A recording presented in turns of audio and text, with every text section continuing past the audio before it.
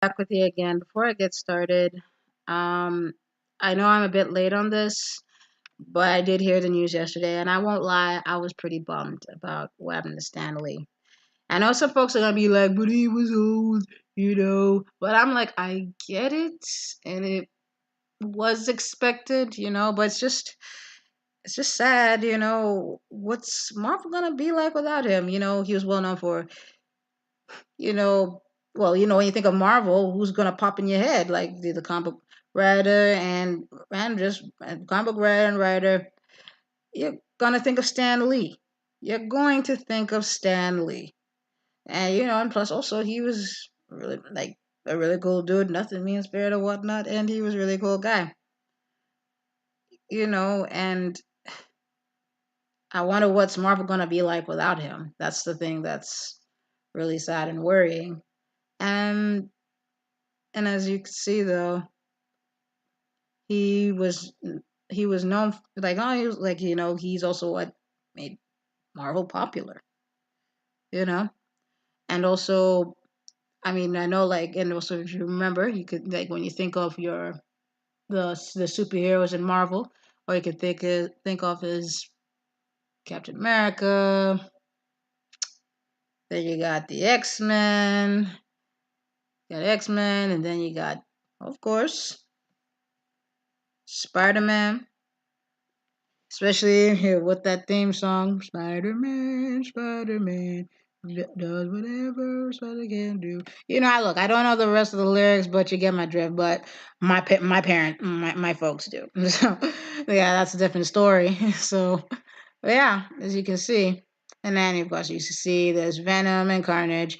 Look, I'm not gonna get into the whole Venom, but I will say this: Marvel and Stanley had nothing to do with that project, especially they messed up not for making a Venom movie that has zero connection to Spider-Man. That's stupid on their part. And oh yeah, and the creepy dude on the left, that would be Carnage. Yeah. And also where they messed up number two, Venom should have been rated R. And Carnage should have also been rated R because both, well, they're ruthless. Well, has the word Venom and then has the word Carnage. If you really read the comic books, it's yikes. That's how brutal they are.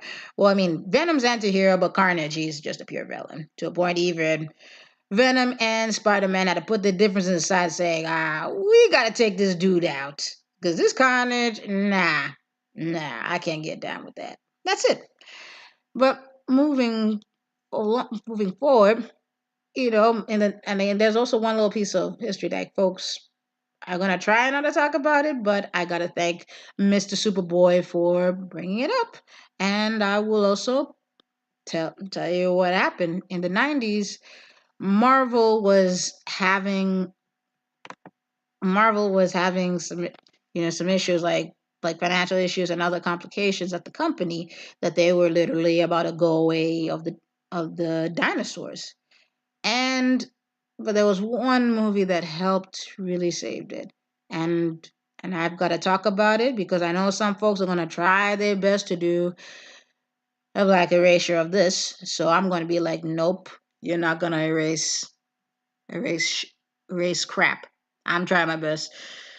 Not a cuss on this one, I mean, I'm even too bumped to even cuss, but yeah. As you can see, that would be Blade. Yes, Blade is the Blade the movie is what saved Marvel. Wesley Snipes, yeah, that who played as the original Blade, as you can see right here. And Blade was awesome, the first one, of course. And that's what saved Marvel. And that's why, you start to see more and more movies of Marvel be popping up left and right because of it. And Stanley was was appreciative of that very. And then also there was another like there was also like another iconic character that Stan Lee made, especially like this around where he made Spider. Like I mean, of course, around Spider Man, and then of course came a bit later, but on a particular time span, like in the late '60s to early '70s. As you can see, like that would be as you can see right here, Black Panther, Marvel's Black Panther. You see the picture on the left? I'll show you a solo. Yeah, as you can see right here, Marvel's Black Panther. That movie, which made billions, billions worldwide, with an all-black cast. You know, and it was awesome. And if you and also too, even though I read with Killmonger, the thing is on the the irony is that on the comic book version and the animated series, which was what the one who voiced for T'Challa was by Jimon from the movie Amistad. Well, he had more of a Killmonger mindset on that one, so you would have loved it, and you can check it out. The Black Panther animated series. So, but what was interesting about Black Panther is the inspiration. Like Black Panther the inspiration came from real life heroes of our past, and that would be and the inspiration for where the inspiration of Black Panther came from. Him being a king and being being a badass and and everything awesome under the sun. That would be Shaka Zulu. Yes, that's where the inspiration came from. That Shaka Zulu. As you can see, the statue that's in KwaZulu Natal, South Africa. So you can go check it out. For those who are interested. I would love to talk about Shaka Zulu, but remember, I can only go for 10 minutes. And also, here's also another interesting thing, and also where another inspiration came from. That would be, as you can see on the left, Huey P. Newton.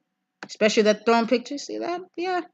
And it's the interesting thing, though. The movie Black Panther came out, of course, as we know, February, Black History Month. And another interesting thing, it was supposed to be released on Huey P. Newton's birthday, but it was released the day after. But still, it was still released on the same week as Huey P. Newton. Talk about a nice tribute, eh? But yeah. And then, of course, Stanley, he's done so much. And he was a really cool dude, down to earth person. And I've got friends and family members who were fortunate to meet him at Comic Con. And his wife, she has been nothing but supportive. And she just passed away last year at 93. He was, recently, he was peppy, but he wasn't that same Stanley because, she was his backbone, supported him through and through. And they have a child together. I think it was one child. I don't know how many kids they have, but all I know is he's got a daughter. But all I gotta say is, Stanley, you are appreciated. It's a sad day, but we'll never forget what you've done. I don't know what Marvel's gonna be like without you. At least, and also now he's with his wife. All I can say is, Stanley, thank you and rest in peace.